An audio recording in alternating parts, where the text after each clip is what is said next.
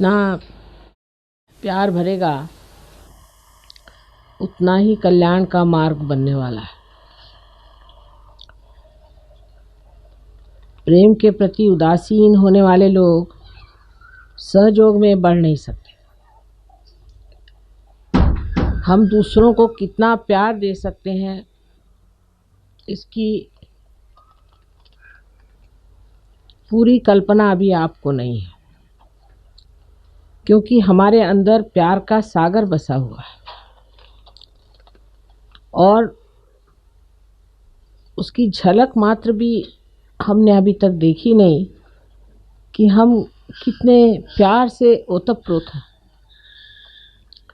परमात्मा ने भी हमें बनाया सो अपने प्यार में ही बनाया है और जिस चैतन्य को आप जानते हैं और जिस ब्रह्म को आप महसूस करते हैं, ये ब्रह्म भी उनका प्यार ही है। प्यार ही सत्य है। जो मनुष्य किसी से प्यार करता है या स्त्री किसी बच्चे से प्यार करती है, पति से प्यार करती है, तो वो उसके बारे में सब कुछ जान जाती, तो भी वो बाह्यता जानना हो जाता है। लेकिन आप जब चैतन्य से किसी को जानते हैं तो उसके बारे में आप सब कुछ एक साथ जान सकते हैं। आप अपने उंगलियों पर इस चैतन्य को भी जान सकते हैं, अपने को भी जान सकते हैं और दूसरों को भी जान सकते हैं। लेकिन अभी तक ये हमारे अंदर आस्था नहीं आई कि ये चैतन्य प्यार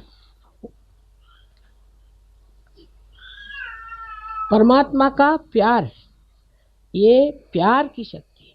शक्ति का अर्थ तो हम लोग हमेशा विध्वंस से लगाते हैं, किसी की घृणा से लगाते हैं, लेकिन परमात्मा का जो प्यार है वो जब हमारे अंदर उतरता है तो पूरी तरह से हमें शांतिमय बना देता है, जिसको कि अंग्रेजी में कहते हैं रिलैक्स्ड। किसी भी तरह की हिंसक भावना हमारे अंदर आ ही नहीं सकती, किसी तरह का भी आतताई एग्रेसिवनेस आ ही नहीं सकती। और जब एग्रेशन अवतरणों ने किया भी तो वो इसलिए कि वो शांति के विरोधक थे, वो प्रेम के विरोधक थे, वो द्वेषपूर्ण थे, राक्षसी थे। आज संसार में सब दूर आसुरी विद्या फैल गई। कृष्ण ने बताया था कि आसुरी विद्या जब फैलती तो बहुत जोर में पकड़ लेती। इसकी वजह क्या हो सकती है, ये सोचना चाहिए। आसुरी विद्या जल्दी फैलती है और सहयोग धीरे धीरे क्यों फैलता है। सोचना चाहिए कि जो इतनी अच्छी चीज़ है, जो सर्वोत्तम चीज़ है, वो धीरे धीरे फैलती है और जो गंदी चीज़ें हैं वो इतने जल्दी क्यों फैल जाती। इसकी वजह यह है कि जब मनुष्य की चेतना बढ़ती है तो वो उल्टी तरफ बढ़ती है। ऐसे भी श्री कृष्ण ने ये भी बात कही है कि अधोगति पर जाती है। ये पेड़ का जो मूल है वो आपके मस्तिष्क में है, तो इस ब्रेन की ओर जाने का क्या मार्ग है, ऊर्ध्व गति की ओर जाने का क्या मार्ग है। आप तो जानते हैं कि कुंडलिनी के जागरण से आपका जो चित्त है वो ऊर्ध्व गति को प्राप्त होता है। पर अगर आप ऊर्ध्व गति की ओर जा रहे हैं और बार बार आप अधोगति की ओर उतर आते हैं तो इस बंदर कूदी में आप कहाँ पहुँच पाइएगा। जैसे स्कूल में पढ़ाया जाता है कि एक आदमी था, उसने 4 दिन काम किया, फिर वो भाग गया। फिर दूसरा एक आदमी आया, उसने 2 दिन उस काम को तोड़ा, फिर वो भाग गया। फिर उसके बाद तीसरा आदमी आया। तो ऐसी हालत में वो काम पूरा कैसे हो सकता है। आज बनाया कल तोड़ा,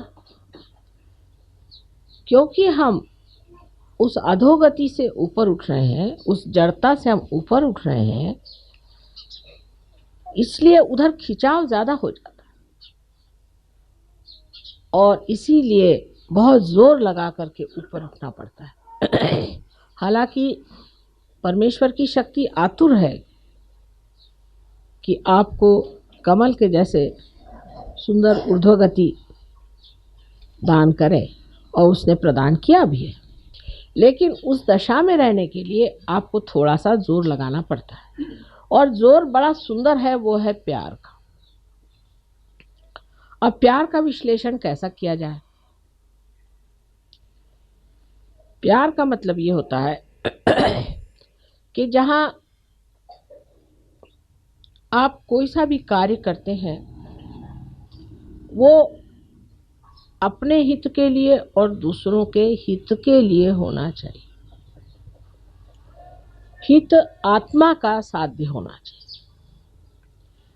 आत्मा का हित जो है वही प्यार है और वही आनंद है।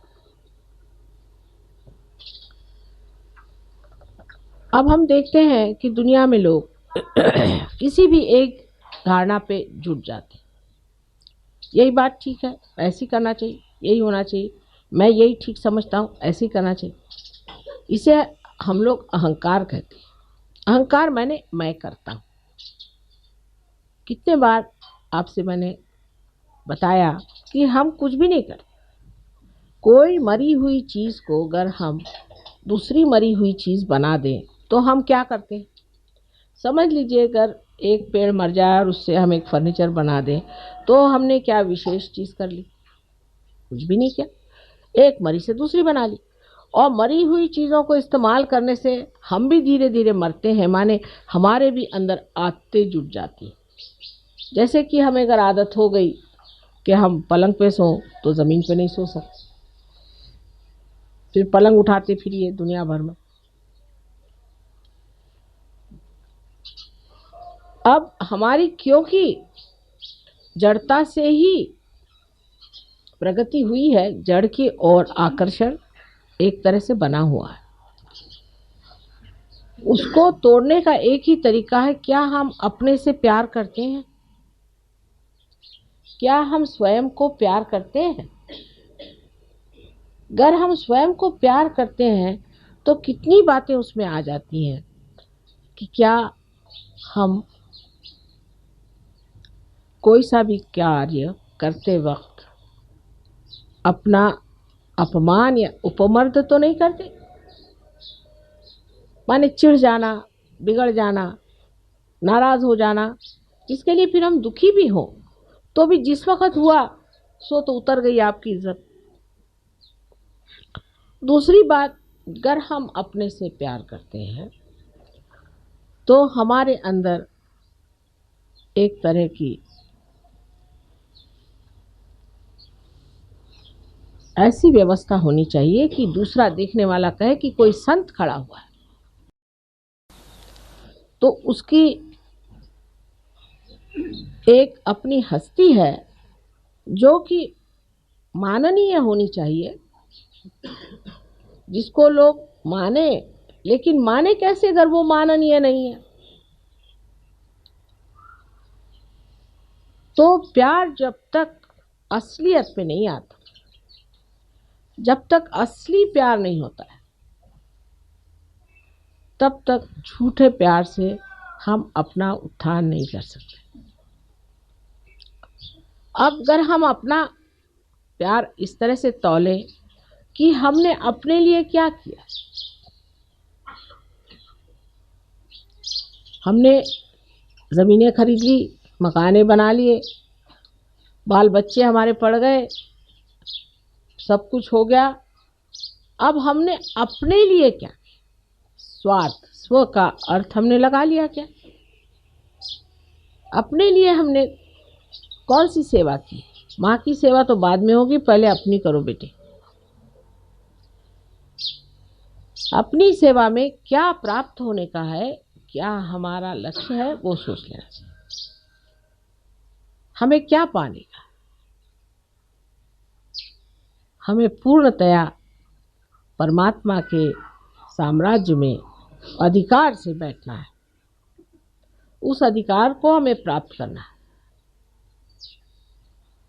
उसके लिए हमने कौन सी गतिविधियां की, कौन सी व्यवस्था की है अपने जीवन के साथ, कौन से तौर तरीके अपनाए हैं, ये सोचना चाहिए। अब सहयोग में कितनी बार बताया गया कि भाई अगर आपको आगे बढ़ना है, इस वृक्ष को ऊपर की ओर चढ़ाना है, तो आपको ध्यान करना चाहिए। अब इस पे लोग सोचते हैं कि माँ ध्यान से कैसे होता है। अब देखिए कैसे होता है। जब तक आप ध्यान नहीं करते हैं, मन चल बिचल थोड़ा सा रहता है। जब आप सहयोग के विधि के साथ ध्यान करते हैं तो आप निर्विचार में उतर जाते हैं। निर्विचारिता आपको शांति प्रदान करती है। अगर समझ लीजिए एक पेड़ आप लगाइए, वहाँ रोज भूकंप हो रहा हो, तो क्या वो पेड़ पनप पाएगा? जिस जगह शांति होगी वहीं ना तो पेड़ बढ़ेगा। जहाँ अशांति है, जहाँ हर चीज हिल रही है, डावाडोल है, वहाँ क्या कोई पेड़ पनप सकता है? जिस हस्ती में शांति प्रस्थापित हो गई है, वहीं पे ये पेड़ बढ़ सकता है। इसलिए पहले निर्विचारिता में उतरना पड़ेगा। उसके लिए ध्यान के सिवाय और कोई सा मार्ग मुझे नजर नहीं आता। पहले ध्यान में स्थित होकर के अपनी निर्विचारिता हमें स्थित करनी चाहिए। कितने देर के लिए हम निर्विचार रह सकते हैं, ये सोचना चाहिए। जैसे अभी कोई सुंदर चित्र है, उसकी ओर आपने देखा और आप निर्विचार हो जाएं, तो सोचना चाहिए कि आपकी शक्ति बढ़ गई है। किसी भी चित्र के ओर देखने के बाद आप में अगर ऐसी भावना आए कि ये चित्र अगर मुझे मिल जाए तो कैसा होगा, इसको कहाँ से खरीदना चाहिए, ये कितने का है, ये किसने बनाया, माने अगर विचारधाराएं शुरू हुई, तो ये समझ लेना चाहिए कि हमने इस चित्र से प्यार करना शुरू कर दिया है, अपने से नहीं।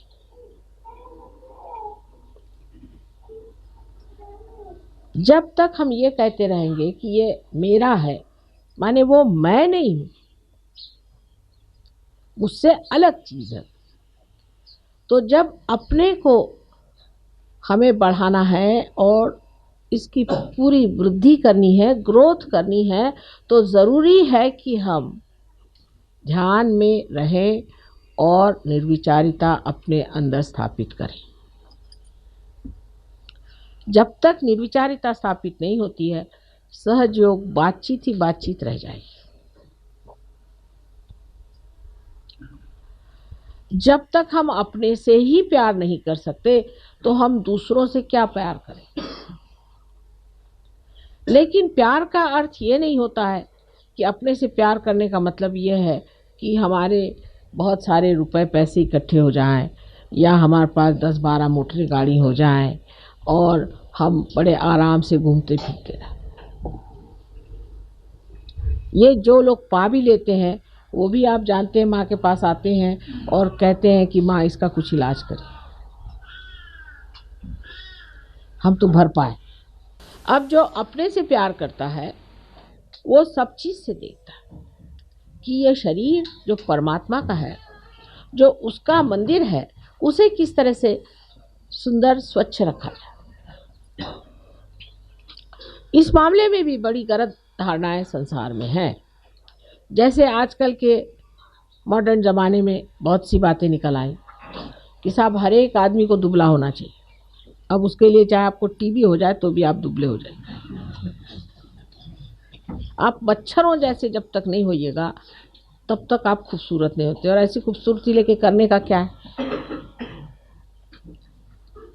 जिस शरीर का आकर्षण मनुष्य को नीचे की ओर ले जाता है, ऐसा शरीर बिल्कुल व्यर्थ है।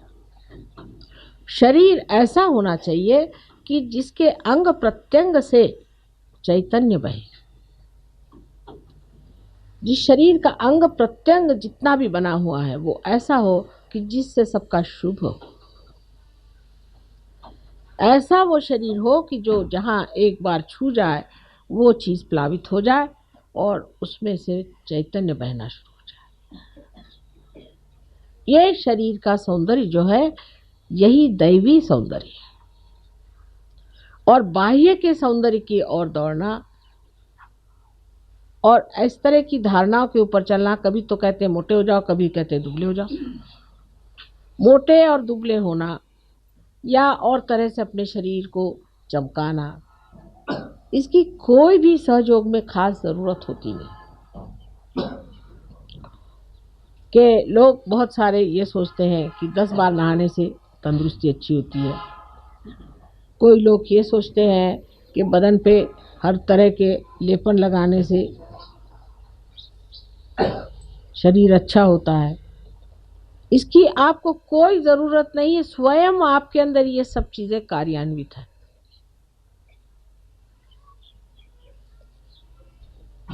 ध्यान ये देना चाहिए, क्या हमारे शरीर की यष्टि ऐसी है कि इसके अंग प्रत्यंग से पवित्रता बहती है?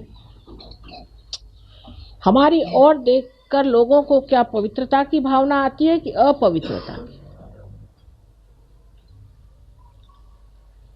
इसीलिए बहुत बार मैं आपसे कहती हूँ कि जो परंपरागत हमारे अंदर कपड़े आदि का व्यवहार बताया गया है उसे आप इस्तेमाल करें। ये हजारों वर्ष की तपस्या से पाया हुआ एक बड़ा भारी धरोहर हमारे पास है, हेरिटेज है। और उसकी परंपरागत जो चीज़ें हैं उनको संभालने का प्रयत्न। परंपरागत जो कलाएं हैं, परंपरागत जो आभूषण आदि हैं, उसके जो वस्त्र आदि हैं, ये हजारों वर्षों से हमारे देश में परख के पाए हुए हैं। उनको आपको इस्तेमाल करना चाहिए, उसका उपयोग करना चाहिए। लेकिन हम लोग इतने अभिभूत हैं पाश्चिमात्य देशों से कि हम अपनी जो कुछ भी संस्कृति है, संस्कृति जो पवित्र बनी हुई कृतियां हैं, उसको भूल करके बाहर की चीज़ों को अपना लेते। और इसी से हमारे अंदर जो चीज़ अत्यंत महत्वपूर्ण है, जिसे हम आत्मा कहते हैं, उस पे आवरण पड़ जाते हैं। अपने देश की हजारों वस्तुएं ऐसी हैं जो आत्मा को सजाती हैं, दबाती नहीं। लेकिन हमारी दृष्टि बाह्य की ओर जल्दी जाती है। उसकी भी वजह है, मनुष्य होने के नाते दृष्टि बाहर जाती ही है। एक बार आपसे समझाया था मैंने कि ऐसा क्यों होता है। लेकिन जब हम अपनी ओर दृष्टि ले जाना चाहते हैं तो मन ही मन मुस्काते हैं और सोचते हैं कि कितना सुंदर है अंदर, कितना पवित्र है अंदर, कितना आनंदमय है। इसको छोड़ करके हम और क्यों भटक रहे हैं? लेकिन क्योंकि वो प्रांगण हमने अभी तक पाया नहीं, उसको जाना नहीं, इसलिए हम ये कार्य कर रहे हैं। इसीलिए हम अपने को इतना प्यार नहीं कर पाते, ऐसी चीज़ों को प्यार करते हैं जो हमारी आत्मा को धूसर करते, हमें दिखाई न दे।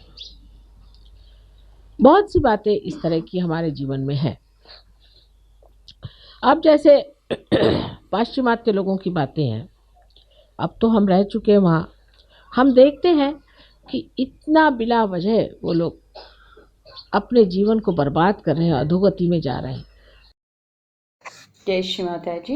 ఈరోజు మాతాజీ గారు ఏం చెప్తున్నారంటే, స్వయంగా తనకు తాను ప్రేమించడం ఎలా, అది అతి సుందరమైన జ్ఞానం అని మాతాజీ చెప్తున్నారు.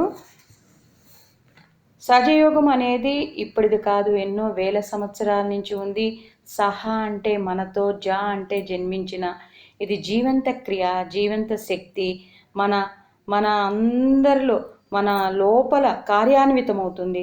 అమీబా నుండి మానవుడిగా వచ్చాడు, ఎలా వచ్చాడు, ఎవరు చేశారు? ఇదంతా సహజంగా జరిగింది. భూమిలో విత్తనం వేస్తాం, సహజంగా మొలక వస్తుంది. శ్వాస తీసుకోవడం, వదలటం సహజ క్రియ. శ్వాస తీసుకోవడం గురించి నేర్చుకోవాల్సిన అవసరం లేదు, పుస్తకాలు చదవనవసరం లేదు. అది సహజంగా జరుగుతుంది. అదేవిధంగా కుండలిని శక్తి కూడా సహజంగానే సహజంగా మాత్రమే జాగృతమవుతుంది. త్రికోణాకారంలో శరీరంలో స్థిరంగా ఉంటుంది. దాన్ని మనం మూలాధారం అంటాము. అదే మనకు మూలము, అదే మనకు కుండలిని. మాతాజీ అంటున్నారు, ఎంత ప్రేమ ఉంటుందో అంత కళ్యాణవంతుడవుతారు అని చెప్తున్నారు. ప్రేమ అంటే ఉదాసీనంగా ఉండేవారు సహజ యోగంలో ఎదగలేరు.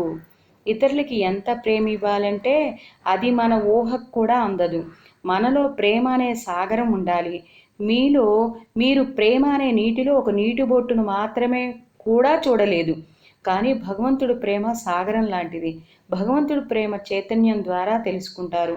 అప్పుడు బ్రహ్మజ్ఞానం అర్థమవుతుంది. బ్రహ్మ అంటేనే ప్రేమయే సత్యము అని మాతాజీ అంటున్నారు. ఇంకా మాతాజీ అంటున్నారు, మనిషి తన కుటుంబంతో, బాధ్యతలతో పిల్లల ప్రేమను చూపిస్తారు, బాహ్యంగా చేస్తున్నారు. బాహ్యమైనటువంటి చైతన్యంతో ప్రేమ లేదు. స్వచ్ఛమైన ప్రేమ ఉంటేనే మన వేళ్ల మధ్యలో ఆ చైతన్యాన్ని గుర్తిస్తాము. మీ గురించి తెలుసుకుంటారు, ఇతరుల గురించి కూడా తెలుసుకుంటారని మాతాజీ చెప్తున్నారు. చైతన్యం అంటే ప్రేమ, పరమాత్ముడి యొక్క ప్రేమను అర్థం చేసుకోవడం. పరమాత్మను ప్రేమను గుర్తించిన తరువాత మీరు పూర్తిగా శాంతవంతులు అవుతారు అంటారు. ప్రేమను తెలియక ముందు ప్రేమ యొక్క శక్తిని విధ్వంసం చేయటం, ఈర్ష్యాద్వేషాలతో ఉండడము, ఇవన్నీ చేస్తుంటారు. ఎప్పుడైతే మీరు శాంతవంతులుగా తయారవుతారో, ఇంగ్లీష్లో దీన్ని రిలాక్స్ అంటారు. హింస భావన పోతుంది, తగ్గుతుంది. కానీ ప్రస్తుతము అసుర విద్యలు ఉన్నాయి. ఇతరుల శాంతిని కూడా భగ్నం చేస్తున్నారు. హింస చేయడము, బాధ పెట్టడము, ఇవన్నీ ఉన్నాయి. ఇంకా మాతాజీ అంటున్నారు, కృష్ణుడు అన్నారు, అసుర విద్య తొందరగా వ్యాపిస్తుంది, సహజయోగం నెమ్మదిగా వ్యాపిస్తుంది, చెడు విషయం తొందరగా వ్యాపిస్తుంది, మంచి విషయం స్లోగా సాగుతుంది. ఆలోచించండి, సర్వోన్నతమైన విషయం నెమ్మదిగా వ్యాపిస్తుంది. మనిషిలో చైతన్యం జరుగుతుంది, కానీ వ్యతిరేకంగా జరుగుతుంది. చెట్టు యొక్క మూలము మీ మెదడులో ఉంది. ఊర్ధముఖంగా వెళ్ళాలి అంటే మార్గం ఏమిటి? కుండలిని జాగరణ జరిగినప్పుడు ఊర్ధముఖంగా పయనం చేస్తుంది. కానీ మీరు మరల అధోగతి వైపు వెళ్తున్నారు. ఈ కోతి బుద్ధి ఎలా వచ్చింది? స్కూల్లో ఒక వ్యక్తి పనిచేయడానికి వచ్చాట, 2 రోజులు చేశాట. మళ్ళీ ఇంకొక వ్యక్తి వచ్చాట, అతను 2 రోజులు చేశాట. అలా ఇంకొక వ్యక్తి వచ్చాట, అలా 2 రోజులు పనిచేశాట. కానీ ఆ పని పూర్తి చేయలేకపోయారు. ఇలా మాటికి అధోగతిలోకి పడిపోతున్నారు. మనుషులందరూ ఊర్ధముఖంగా పయనం చేయాలి. భగవంతుడు మీరు ఊర్ధముఖంగా వస్తున్నారని భగవంతుడు ఎదురు చూస్తున్నారు. కమలము ఊర్ధముఖం, ప్రేమ అనేటువంటి కమలము ఊర్ధముఖంగా పయనిస్తూ పరమాత్మని చేరుకుంటుంది. ఇదంతా జరగాలంటే మీ ప్రేమ వల్లే జరుగుతుంది. ప్రేమను విశ్లేషణ ఇలా ఉంటుంది, ఏమిటంటే మీరు ఎప్పుడైతే మీ హితం కోసము, ఇతరుల హితం కోసం ఉండాలి. హితం అంటే మంచి, అది ఆత్మ వల్లే సాధ్యమవుతుంది. ఆత్మ హితము అంటే ప్రేమ, ఆనందము. ఆత్మ అంటేనే ప్రేమ, ఆనందము. కానీ ప్రజలు ఎలా ఉన్నారంటే, నేను ఇలానైతేనే చేస్తాను, నేను చేసిందే మంచిది, నేను ఇంతే అని అంటారు. దాన్ని అహంకారము అంటాం. నేను చేశాను అంటారు, కానీ జడత్వం కలిగినటువంటి వస్తువుల మీద మీకు వ్యామోహము, ఆకర్షణ ఉంటుంది. అంటే దానికి అర్థం, ఒక ఉదాహరణ తీసుకొని మాతాజీ ఇలా చెప్తున్నారు.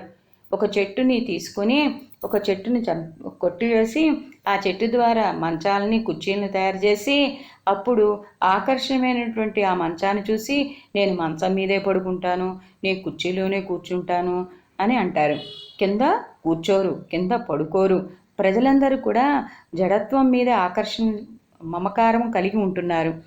మనం స్వయంగా ప్రేమను కలిగి ఉన్నామా లేదా అని తెలుసుకోవాలి. ప్రేమను కలిగి ఉంటే ఎవరిని పోల్చుకోము. కోపము, అలగటము, పోట్లాడటం, దీనివల్ల గౌరవం పోతుంది.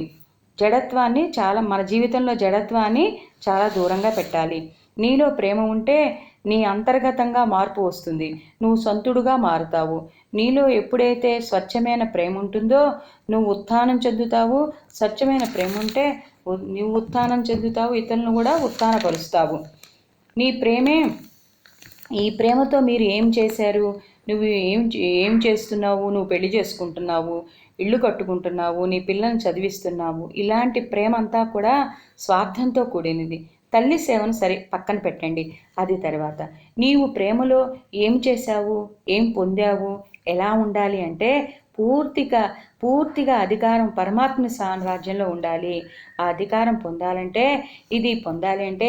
ఏం విధి విధానాలు నీలో ఉన్నాయి, ఏ వ్యవస్థ ఉంది, ఏ పద్ధతులు ఉన్నాయి, మొదటి నుంచి చెప్తున్నాను. ఇంకా మాతాజీ చెప్తున్నారు, ప్రేమ అనే వృక్షము సహజయోగంలో పెరగాలంటే ధ్యానం చేయాలి. ప్రజలు అంటారు, అమ్మా ధ్యానం ఎలా పెరుగుతుంది, ధ్యానం చేయకపోతే మనసు ఇటు అటు అవుతుంది అని చెప్పేసి మాతాజీ చెప్తున్నారు. ఇంకా మాతాజీ ఏం చెప్తున్నారంటే, సహజయోగ విధి విధానాలతో నిర్విచారితతో ధ్యానం చేస్తే శాంతి లభిస్తుంది. అశాంతితో ఉంటే ఆ వృక్షం పెరగదు. శాంతి స్థాపించినట్లయితే అప్పుడు వృక్షం పెరుగుతుంది. నిర్విచారితో ఎదగాలి. దీనికి ధ్యానం తప్ప వేరే మార్గం లేదు. మొదట ధ్యానంలో ఉండి నిర్విచారితను స్థాపితం చెయ్యండి. ఇంకా మాతాజీ చెప్తున్నారు, ఎంతసేపు నిర్విచారితలో ఉండాలంటే మీకు తెలుస్తుంది. ఒక సుందరమైన చిత్రం చూస్తూ ఉండండి, దాన్ని ఆలోచిస్తూ ఎంతవరకు ఉండగలుగుతారు అనేది అర్థమవుతుంది. ఆ సుందరమైన చిత్రం చూస్తూ ఉంటే అప్పుడు ఎలా ఉంటుందంట, అబ్బా ఈ చిత్రం ఎంత బాగుంది, ఇది మన ఇంట్లో ఉంటే చాలా బాగుంటుంది, దీని ఖరీదు ఎంతో, దీన్ని కొనుక్కొని మన ఇంట్లో పెట్టుకుందాం, ఆ విధంగా ఆలోచనలు వస్తాయి. ఆ చిత్రం మీద ప్రేమ పెరుగుతుంది. ఆ తర్వాత ఇవన్నీ లేకుండా ఉండాలంటే నీలో నిర్విచారిత పెరిగి ధ్యానం చేయాలి. నీలో నిర్విచారిత లేకపోతే సంభాషణ మాత్రమే మిగిలిపోతుంది. అంటే మాతాజీ ఏమంటున్నారంటే, మీలో నిర్విచారత అనేది లేకపోతే ఈ సహజయోగం అనేది ఒక సంభాషణలానే మిగిలిపోతుంది అని చెప్తున్నారు. ఇంకా మాతాజీ చెప్తున్నారు, నీకు నీ ప్రేమించడం రాకపోతే ఇతరులను ఎలా ప్రేమిస్తావు, దేన్ని ప్రేమిస్తావు? మనీ, డబ్బులని, అమ్మా నాకు డబ్బులు ఇవ్వండి, నేను బండి కొనుక్కుంటాను, నాకు అది ఇవ్వండి, ఇది ఇవ్వండి కోరుకుంటాం. కానీ ఇవన్నీ బాహ్యపరమైనవి అని మాతాజీ చెప్తున్నారు. కానీ శరీరము ఒక దేవాలయం లాంటిది, దాన్ని చక్కగా సుందరంగా చూసుకోవాలి. లేకపోతే మనము అధోగతి పాలైపోతాము. ఆధునిక కాలంలో ఒక ఫ్యాషన్ అయిపోయింది. ఇంకా మాతాజీ చెప్తున్నారు ఏంటంటే, సన్నగా ఉండాలి, నాజుగ్గా ఉండాలి అని ఈ ఆధునిక యుగంలో ఒక ఫ్యాషన్గా మారింది. దానివల్ల మాతాజీ అంటున్నారు టీబీ వస్తుందని చెప్తున్నారు. శరీర ఆకర్షణ కిందకి దిగజారుస్తుంది. శరీరం ఎలా ఉండాలంటే అంగ ప్రత్యంగాలు అంటే ప్రతి అవయవంలో చైతన్యంతో నిండి ఉండాలి. ఆ చైతన్యము శరీరం అంతా ప్రవహించాలని చెప్పి మాతాజీ అంటున్నారు. ఇంకా మాతాజీ అంటున్నారు, అదే శరీర సౌందర్యము, అదే పరమాత్ముడి యొక్క సౌందర్యము అని మాతాజీ అంటున్నారు. బాహ్య సౌందర్యంలో ఒక్కసారి లావుగా ఉంటారు, ఒక్కొక్కసారి సన్నగా ఉంటారు. దానివల్ల సహజయోగంలో నష్టం లేదు, అవసరమూ లేదు. ఇంకా మాతాజీ అంటారు, కొంతమంది అనుకుంటారు 10 సార్లు స్నానం చేస్తే శరీరం చాలా బాగుంటుందని, శరీరము లేపనాలు రాస్తే శరీరం చాలా సౌందర్యంగా ఉంటుందని, శరీరం చాలా మంచిది, సున్నితమైనది, సుందరమైనది, అందమైనది, ఇవన్నీ కూడా అంతర్గతంగా జరిగితే ఆ శరీరం చాలా అందంగా ఉంటుంది. ధ్యానం చేస్తే శరీరము ప్రతి అవయవము ప్రతిష్టత ప్రవహిస్తూ ఉంటుంది.